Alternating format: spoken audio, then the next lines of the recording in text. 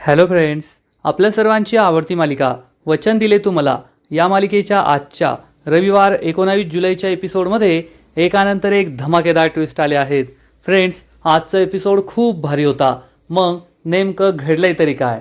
तर आजच्या एपिसोडमध्ये विजयाला संधी मिळाली. आजीच्या दिमतीला तिने ऊर्जाला ठेवलं आणि ऊर्जा आणि शौर्य एकमेकांपासून 3 दिवसांसाठी वेगळे राहिले. आजीला हे बिलकुल आवडलं नाही आणि आजीने चक्क ऊर्जा आणि शौर्याच्या हनीमूनसाठी एक रिसॉर्ट बुक केलंय आणि शौर्य आणि ऊर्जा चांगलेच रोमॅन्टिक झाले आहेत. पण दुसरीकडे त्यांचा हनीमून होतोय, मग मी कशाला मागं राहायचं असा विचार करून विक्रांतने सुद्धा लग्न करण्याचा निर्णय घेतलाय आणि तो सुद्धा चक्क तीर्थाबरोबर. आता हर्षवर्धन काय तिचं लग्न त्याच्याशी लावून देणार नाही, त्यामुळे विक्रांतने चक्क एका गुंडाला सुपारी दिली तीर्थाला किडनॅप करण्याची आणि मग तो तीर्थाशी जबरदस्तीने लग्न करणारे. आणि जर असं झालं तर या मालिकेतला हा सगळ्यात मोठा ट्विस्ट असेल एवढं मात्र खरं. मग हे सगळं नेमकं घडलं तरी कसं हे जाणून घेण्यासाठी हा व्हिडिओ शेवटपर्यंत नक्की पहा. फ्रेंड्स, आजच्या एपिसोडच्या सुरुवातीलाच हर्षवर्धन डॉक्टरांना थँक्यू म्हणतो. थँक्यू डॉक्टर, तुम्ही एवढ्या रात्री आलात, फोन केल्यावर लगेच आलात. डॉक्टर सांगतात, सर तुमच्यासाठी मी कधीही येऊ शकतो. थँक्यू, आता मी निघतो असं म्हणून डॉक्टर बाहेर पडतात आणि विजयाला आपला प्लॅन बनवायचा असतो. विजया डॉक्टरच्या मागे मागे जाते.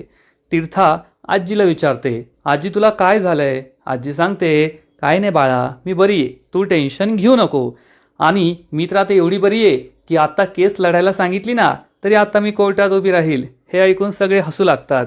आणि मग हर्षवर्धन आईसाहेबांना म्हणतो, आईसाहेब आता तुम्ही आराम करा, काळजी घ्या. डॉक्टरांनी तेच सांगितलंय की तुम्ही आराम केला तर तुम्हाला कसलाही त्रास होणार नाही. ती हो म्हणते. तीर्था म्हणते, हो आजी, तू आता तुझी काळजी घे. आजी सगळ्यांना सांगते, आता तुम्ही सुद्धा जा आणि आराम करा. आणि तेवढ्यात आजीची नजर ऊर्जावर जाते. ऊर्जाची साडी, तिच्या हातातल्या गुलाबी बांगड्या, तिच्या गळ्यातला तो डायमंडचा नेकलेस, हे सगळं पाहून ऊर्जा आणि शौर्याची पहिली रात्र खूप आनंदात जात होती हे तिच्या लक्षात येतं. ऊर्जाला मात्र आजीच्या तब्येतीचंच जास्त टेन्शन असतं. आणि इकडे डॉक्टर हे घराबाहेर पडणार इतक्यात विजया त्यांना थांबवते आणि विचारते, डॉक्टर आईंना काही पथ्य पाणी वगैरे आहेत का? डॉक्टर सांगतात, नाही नाही, पथ्य पाण्याची काही गरज नाही आहे. विजयाला हे काढून घ्यायचं असतं की मला एखाद्या व्यक्तीला रात्रभर त्यांच्याबरोबर ठेवायचं आहे, म्हणजे ऊर्जाला ठेवता येईल आणि शौर्याने ऊर्जाला एकमेकांपासून दूर करता येईल. त्यामुळे विजया खोदून खोदून विचारते, त्यांना रात्री काही त्रास तर होणार नाही ना? डॉक्टर सांगतात, अहो काही त्रास होणार नाही, टेन्शन घेऊ नका. विजया विचारते, मग त्यांच्या छातीत दुखत होतं ते? डॉक्टर सांगतात, अहो गॅसेसमुळे ते झालं होतं आणि बाकीचा काही त्रास नाही आहे, तुम्ही काळजी करू नका. विजया म्हणते, मग मी रात्रभर त्यांच्या शेजारी थांबू का? तेवढंच त्यांना बरं वाटेल. डॉक्टर सांगतात, त्याची काही गरज नाही आहे, उलट त्यांना रात्रभर शांत झोपू द्या, आराम करू द्या, तर उद्या सकाळी त्या एकदम ठणठणीत बऱ्या होतील. विजयाचा चेहराच पडतो. विजया म्हणते, पण डॉक्टर त्यांना अपचन वगैरे पण झालं होतं ना, ॲसिडिटी, गॅसेस झाल्या होत्या. डॉक्टर सांगतात, त्यांना ज्या गोष्टीमुळे अपचन झालं ते उलटी वाटे बाहेर पडलंय, आता त्यांच्या पोटात काहीच नाही आहे, त्यामुळे तुम्ही टेन्शन घेऊ नका. आणि मी जे ORSचं पाणी दिलंय ते रात्रभर त्यांना देत राहा, म्हणजे त्यांचं डिहायड्रेशन कमी होईल. विजया म्हणते, तेच, आता रात्रभर त्यांना पाणी द्यायचं म्हणजे रात्रभर त्यांच्या शेजारी कुणीतरी असायला हवं ना. डॉक्टर म्हणतात, तुम्हाला खरं सांगू का, ते पाणी आता थोडं द्या आणि सकाळी दिलं तरी चालेल. रात्रभर त्या शांत झोपल्या तर त्यांना जास्त बरं वाटेल. मला तुमची काळजी कळते, पण एवढी काळजी करण्याची गरज नाही आहे. विजयाचा चेहरा खरंच पाहण्यासारखा होतो. डॉक्टर म्हणतात, चला आत्ता मी येतो असं म्हणून डॉक्टर निघून जातात. विजया खोटी खोटी स्माईल करते. तिला खूप टेन्शन येतं. माझी अशी अपेक्षा होती की डॉक्टर सांगतील कुणीतरी रात्रभर त्यांच्या शेजारी थांबावं, पण डॉक्टर तर असं काहीच म्हणाले नाही. आता मी काय करू? एवढी आयती संधी चालून आली होती, ही संधी सोडून चालणार नाही असा विचार विजया करते. विजयाला खूप टेन्शन येतं. आणि इकडे आजीच्या रूममध्ये शौर्य, ऊर्जा मस्त मांडी घालून तिच्या बेडवर बसतात आणि ऊर्जा आजीची खूप काळजी करते. आजीला विचारते, आजी जेव्हा मी तुमच्या रूममध्ये आले होते तेव्हाच तुम्ही मला सांगितलं असतं तर हे सगळं घडलं नसतं ना, तुम्ही मला तेव्हा का नाही सांगितलं? आजी म्हणते, अगं तेव्हा मला एवढं काही वाटत नव्हतं. आणि तेवढ्यात विजया तेथे येते. हर्षवर्धन विचारतो, काय झालं विजया, डॉक्टर काही म्हणाले का? तर विजया जाणून बुजून चेहऱ्यावर टेन्शन दाखवते आणि जसं काही काही लपवते अशी नाटकं करते.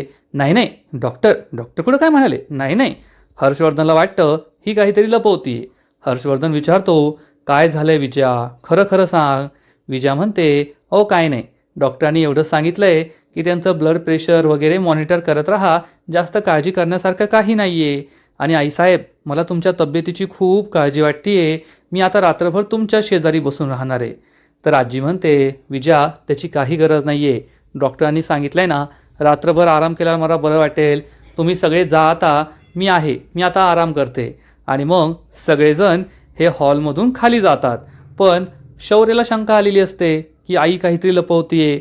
शौर्य विजयाला पकडतो आणि म्हणतो, मॉम तू काहीतरी लपवण्याचा प्रयत्न करतेयस, सांग मला खरं खरं, डॉक्टर काय म्हणाले. तेवढ्यात हर्षवर्धन आणि ऊर्जासुद्धा येतात. विजया म्हणते, अरे काहीच नाही म्हणाली. हर्षवर्धन म्हणतो, विजया खोटं बोलू नकोस, डॉक्टर काहीतरी म्हणालेत तुला. विजया सांगते, अरे ते एवढं काय नाही म्हणाले, रात्रभर BP मॉनिटर करत राहा एवढंच सांगितलंय. हर्षवर्धन म्हणतो, पण आमच्यासमोर तर काय नाही बोलले. विजया म्हणते, आता ते मी कसं सांगू शकते. हर्षवर्धन म्हणतो, बरोबर आहे, कदाचित पेशंटला टेन्शन येऊ नये म्हणून बोलले नसतील, पण तुझ्यासमोर त्यांनी सांगितलं. ठीक आहे, आपण रात्रभर मॉनिटर करू अशी तर काही गरज वाटत नाही. विजया म्हणते, अहो काय सांगू तुम्हाला, डॉक्टरनी तर हे सुद्धा सांगितलंय, जर रात्री त्यांचा BP वाढला तर त्यांना हार्ट अटॅकसुद्धा येऊ शकतो. हे ऐकून हर्षवर्धन, ऊर्जा, शौर्यला जबर धक्का बसतो. सगळे विचारतात, काय हार्ट अटॅक. तर विजया सांगते, हो त्यांना हार्ट अटॅकसुद्धा येऊ शकतो. ऊर्जा म्हणते, तुम्ही सगळे काळजी करू नका, रात्रभर मी त्यांच्या शेजारी बसून राहील, त्यांची काळजी घेईल. विजया म्हणते, नाही नाही मी बसेल ना. ऊर्जा म्हणते, नाही नाही मीच बसते, माझीच जबाबदारी आहे. ऊर्जाला जास्त हौस आहे आपली रात्र सोडून आजीबरोबर बसण्याची, आणि विजयाला तर हेच हवं असतं. विजया म्हणते, ठीक आहे तू थांब, काही लागलं तर आम्हाला सांग. आणि ऊर्जा आणि शौर्य आजीच्या रूममध्ये निघून जातात. पण हर्षवर्धनला शंका आलेली असते. हर्षवर्धन विजयाला विचारतो, विजया खरंच डॉक्टर असं म्हणाले का की आईसाहेबांना हार्ट अटॅक येऊ शकतो. पण विजया हर्षवर्धनला काही सांगत नाही, फक्त एक्सप्रेशन देते. त्यावरूनच हर्षवर्धनला समजतं, दया कुछ तो गडबड है. आणि हर्षवर्धनसुद्धा तेथून निघून जातो. आपल्या प्लॅनमध्ये यशस्वी झाल्यामुळे विजयाला खूप आनंद होतो. ऊर्जा आणि शौर्य आजीच्या रूममध्ये येतात आणि ऊर्जा म्हणते, आजी आज रात्रभर मी येथेच थांबणार आहे तुमची काळजी घ्यायला. पण आजी म्हणते, अगं त्याची काही गरज नाही आहे. ऊर्जा म्हणते, आजी मी तुमचं कधी ऐकलं आहे का, कधी आत्ता पण ऐकणार नाही, त्यामुळे तुम्ही काही म्हणू नका. आजी गप्प बसते. तेवढ्यात शौर्य येतो आणि विचारतो, आदित्य दादाने आणलेली औषधं तुला माहिती आहे का. ऊर्जा नाही म्हणते आणि मग शौर्य तिला सगळ्या औषधांबद्दल सांगतो. ऊर्जा म्हणते, ठीक आहे. मग ऊर्जा तेथेच असते आणि शौर्यला आता जायचं असतं. आजीला ही गोष्ट कळते. आजी म्हणते, अगं ऊर्जा माझ्याबरोबर इथे राहण्याची काहीच गरज नाही आहे, प्लीज तू जा ना. परंतु ती काही ऐकत नाही आणि म्हणते, आजी मी तुमचं ऐकणार नाही आहे, तुम्हाला माहिती आहे ना. त्यामुळे आजीचा सुद्धा नाईलाज होतो. शौर्य म्हणतो, आजी येथे तुझी तब्येत बरी नाही आहे आणि आम्ही आमच्या रूममध्ये निवांत राहू असं कसं वाटतंय तुला, आम्हाला ते जमणार नाही, त्यामुळे ऊर्जाला इथे राहू दे. आजी म्हणते, ठीक आहे, पण फक्त आजची रात्र. आणि मग शौर्यला त्याच्या रूममध्ये झोपायला जायचं असतं, पण ऊर्जाला सोडून जाताना त्याचं मनच होत नाही. आणि शौर्य म्हणतो, ऊर्जा मी येतो बरं. ऊर्जाला तर काही घेणं देणं नाही आहे. ऊर्जा म्हणते, हो जा. शौर्यला खूप वाईट वाटतं. शौर्य हा पुन्हा एकदा ऊर्जा बाय. आणि मग ऊर्जाला कळतं की शौर्यला सहन होत नाही आहे की तो आपल्याला सोडून जातोय. ऊर्जा त्याला असे एक्सप्रेशन देते, आता काय करू शकते, जाऊ दे आता, आजचा दिवस जाऊ दे, आता काय नाही होऊ शकत. आणि शौर्य हा सुद्धा चेहरा पाडून तेथून निघून जातो. आजीला समजतं या दोघांना हे खूप जड जातं आहे. शौर्य गेल्यानंतर आजी ही ऊर्जाला म्हणते, अगं ऊर्जा जा, त्याला चांगल्या प्रकारे गुड नाईट म्हण आणि मग परत ये.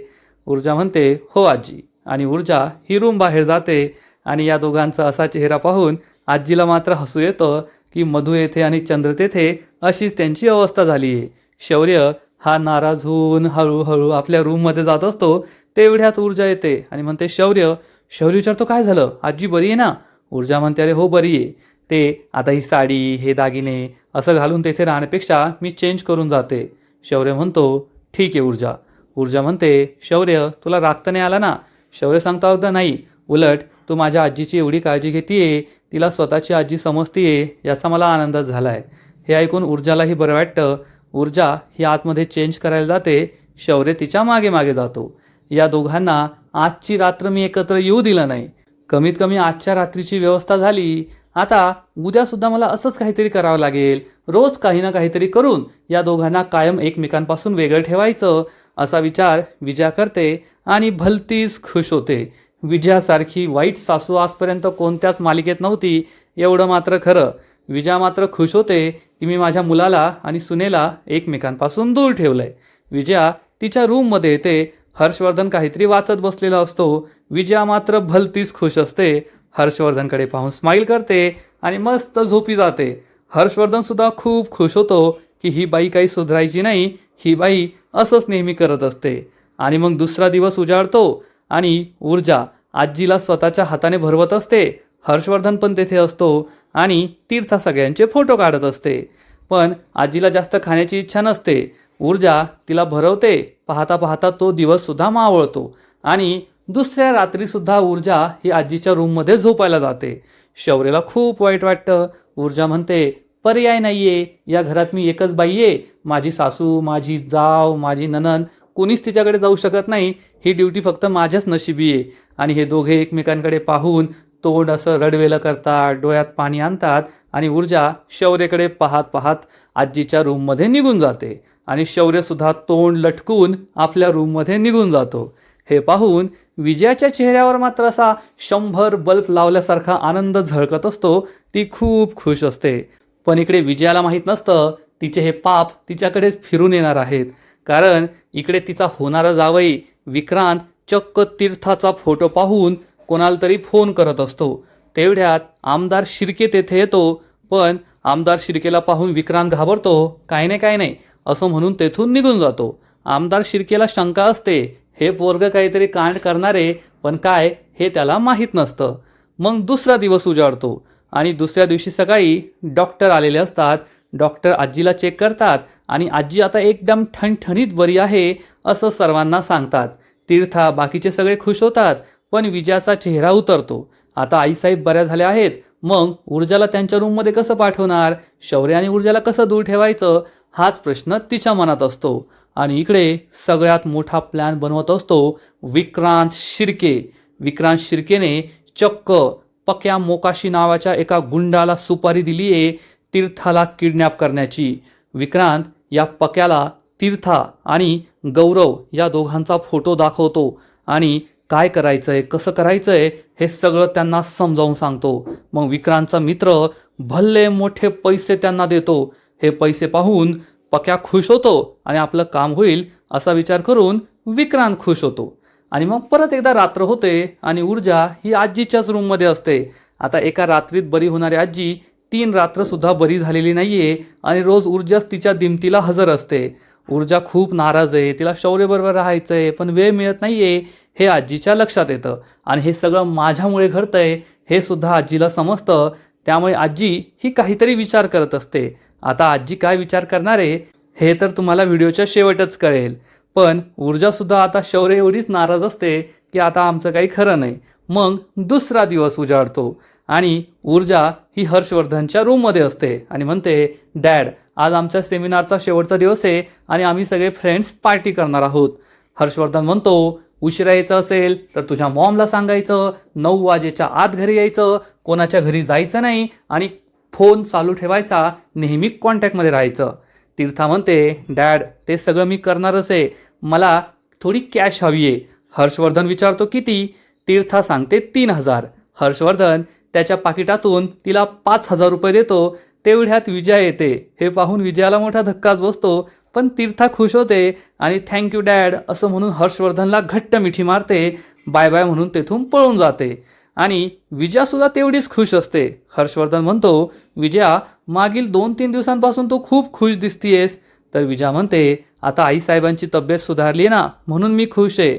हर्षवर्धन विचारतो, आईसाहेबांची तब्येत सुधारली म्हणून खुश आहे की मग ऊर्जा आणि शौर्य एकमेकांपासून दूर राहत आहे म्हणून खुश आहे?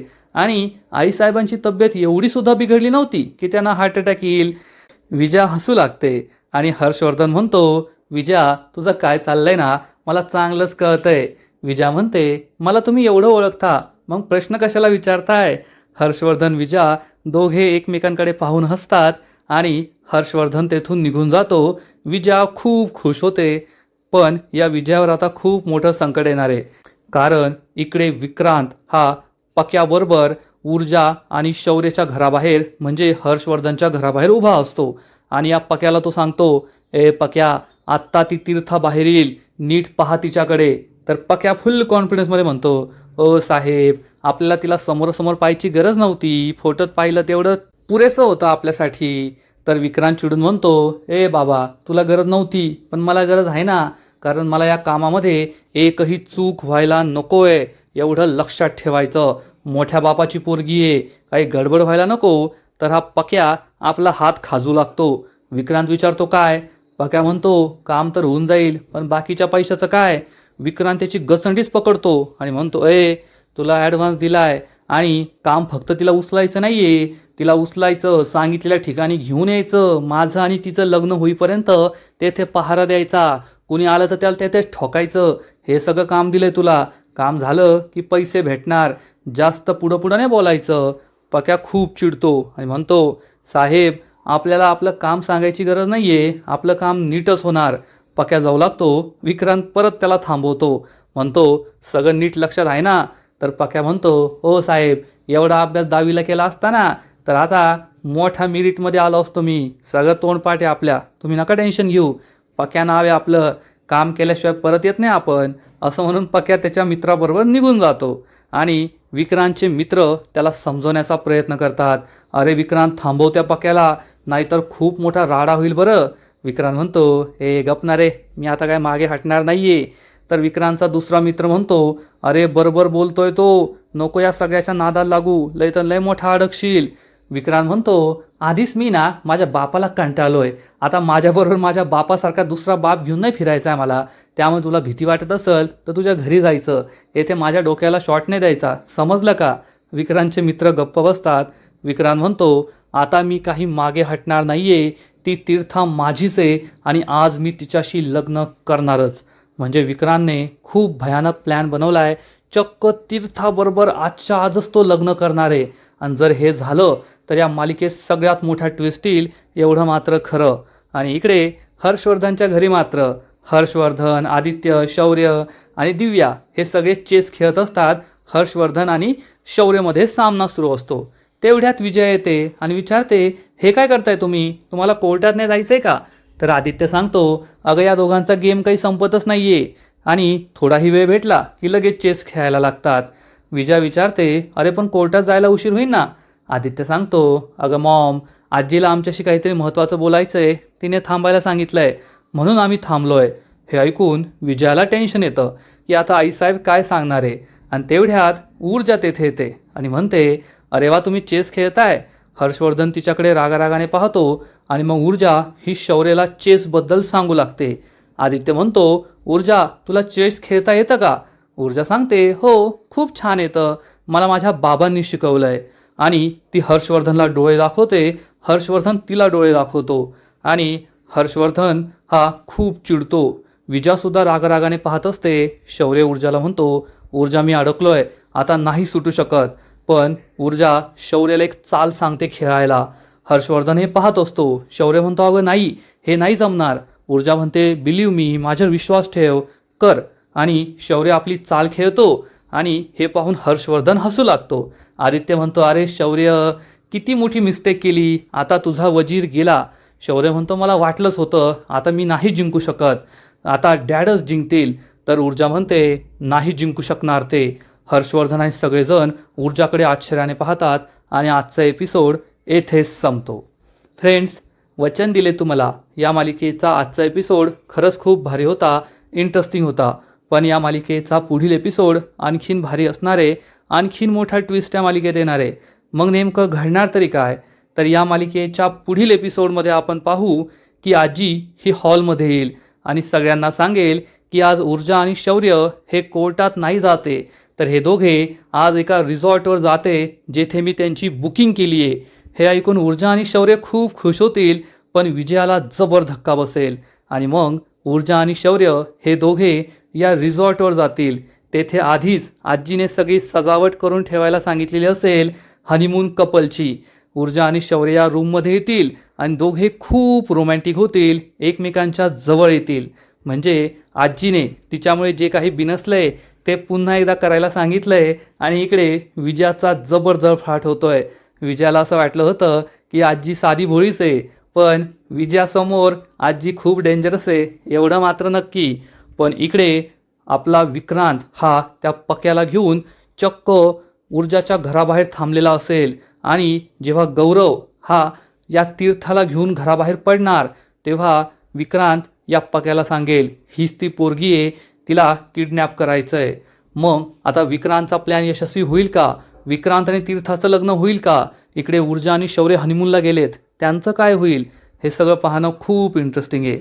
तर फ्रेंड्स, तुम्हाला सुद्धा वचन दिले तू मला ही मालिका आवडते का? नक्कीच कमेंट करून सांगा. आणि या मालिकेचे असेच नवीन नवीन एपिसोड, नवीन नवीन अपडेट सर्वात आधी पाहण्यासाठी व्हिडिओला लाईक करा, शेअर करा, चॅनलला सबस्क्राईब करून बेल आयकॉनवर क्लिक करा. म्हणजे या मालिकेचे नवीन नवीन एपिसोड तुम्हाला सर्वात आधी पाहायला मिळतील. खूप खूप खूप धन्यवाद.